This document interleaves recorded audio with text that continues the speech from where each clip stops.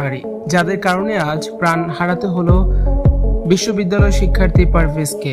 নারী যে কতটা ভয়ঙ্কর হতে পারে পারভেজের মৃত্যু তা আবারও প্রমাণ করে দিয়েছে। এই দুই নারীর কারণে পারভেজ চলে গিয়েছে পৃথিবী ছেড়ে। আরও 3 জন আসামি হয়েছে। প্রাইম এশিয়া ইউনিভার্সিটির শিক্ষার্থী পারভেজ কলেজ ক্যাম্পাসে নৃশংসভাবে খুন হয়েছেন। ক্যাম্পাসের ভিতরে ঢুকে ওই কলেজের শিক্ষার্থীরাই তাকে মেরেছে।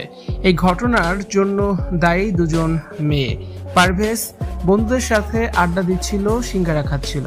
আগে থেকেই বন্ধুদের সাথে হাসাহাসি করছিল, কথা বলছিল।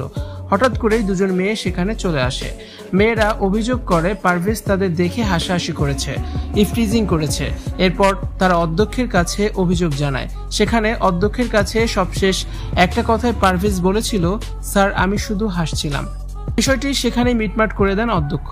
তবে এতে 2 মেয়ের মনোবাসনা তখনও পূরণ হয়নি। দুজনই তাদের প্রেমিককে ফোন করে বিষয়টি জানায়। সাথে সাথে অস্ত্র, ছুরি, লাঠিসোঁটা নিয়ে ক্যাম্পাসে পারভেজের উপর হামলা করতে চলে আসে ওই 2 মেয়ের প্রেমিকেরা। এতে ছুরির আঘাতে জখম হয়ে যায় পারভেজ। এর কিছুক্ষণের মধ্যেই পারভেজ মারা যায়। সাধারণ একটা হাসির জন্য জীবন নেওয়া যায়। এই জীবন কি এতটাই সস্তা? এই ঘটনায় বাকরুদ্ধ হয়েছেন সকলেই। পুরুষের কি তাহলে হাসাটাও অপরাধ? নারীদের সামনে কি পুরুষ হাসতে পারবে না? কোন সমাজে বসবাস করছি আমরা? পারভেজের পরিবারে এখন শোকের মাতম চলছে। বাবা মা কিছুতেই মেনে নিতে পারছেন না ছেলের মৃত্যুর শোক।